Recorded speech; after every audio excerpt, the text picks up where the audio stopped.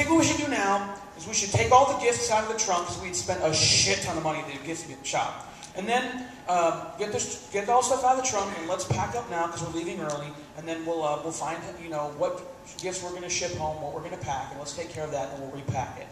And I go, well, I think you should do it because I would hate for Barbara to find out what happened here this weekend. And I was joking, and my dad goes, well, and walks away.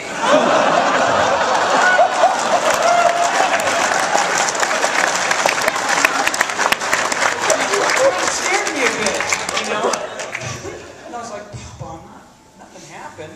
Nothing happened. He emptied the trunk.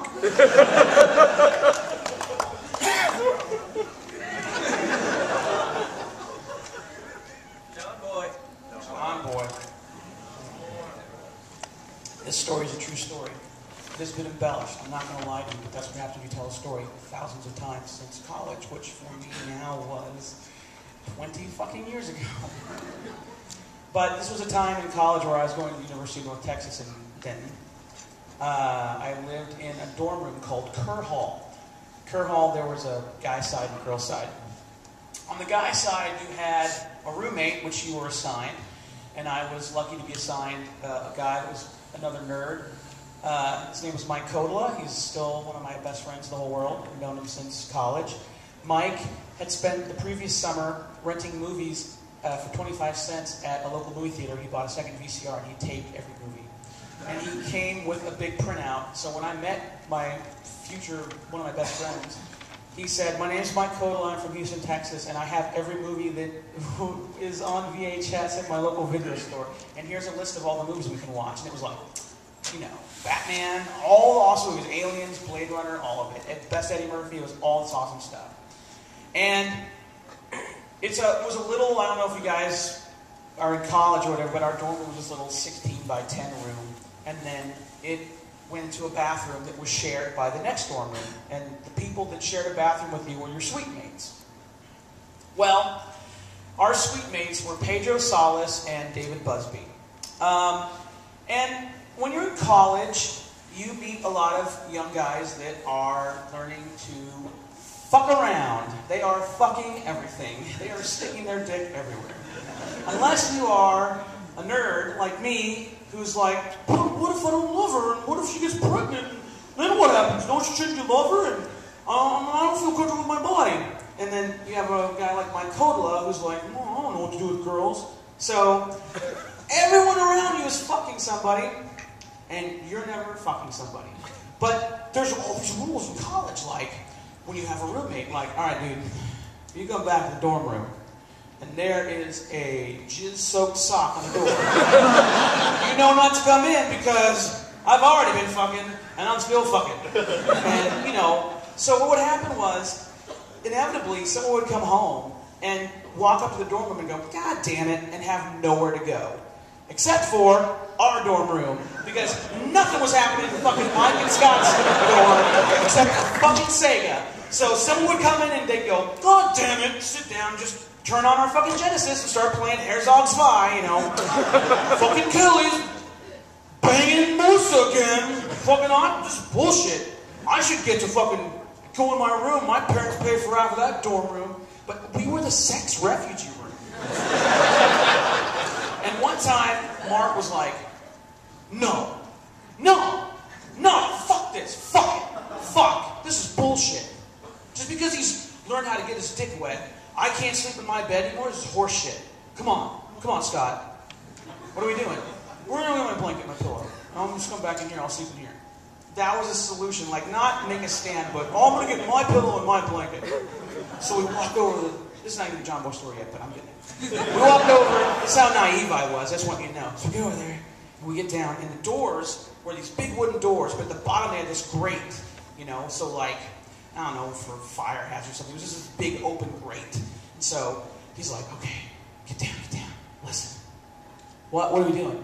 I just want to see if they're asleep, because if they're asleep, I'll just go in there and get my stuff. But if they're doing something, I don't want to disturb them. And all we heard was his roommate going, And I'm listening, and I'm like, oh, it's sex. It's sex happening in there. I get to hear it.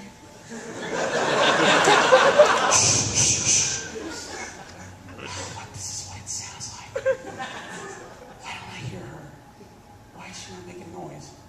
And I just hear him going, and I look at Mark and I go, how come she's not making noise? And he goes, because she's giving him a blowjob, you dumbass. And we both go, because we hear him go, That's how naive I was. I'm like, how come she's not making noise? She must not like it. It was in her mouth. She couldn't make a noise. I didn't know dicks could go in mouths yet.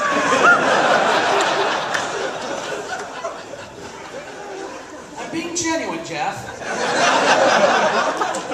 It's not like anyone here's gonna fuck me. It's okay if they know this. So, our sweet mate, David Busby, that was his name, but nobody called him that. We called him Voodoo Dick. He had a goddamn lineup of women going through that room. And he had the squeakiest fucking bed. And he worked out. Like, they hung a goddamn bag that he pounded.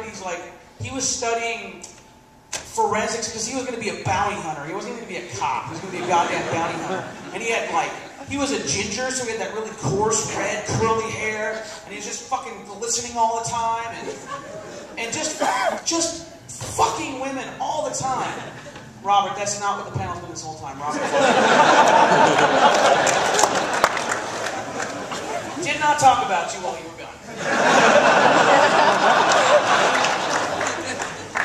But David Busby would treat women like such trash, and I hated him. I hated him so much. He represented everything that I didn't want. This thing that I wasn't having to be. This just like, well, is he hot? Then here's my vagina. And then he's like, yeah, I fucked your vagina. She's like, thank you, and then leaves. That's what it's about. I can never be that, so I will never have it.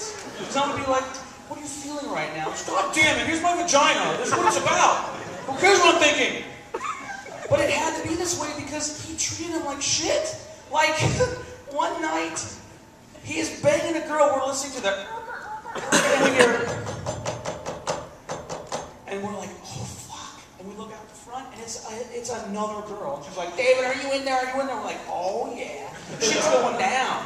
And he goes, hold on a second, baby, because we can, we had a goddamn tag team.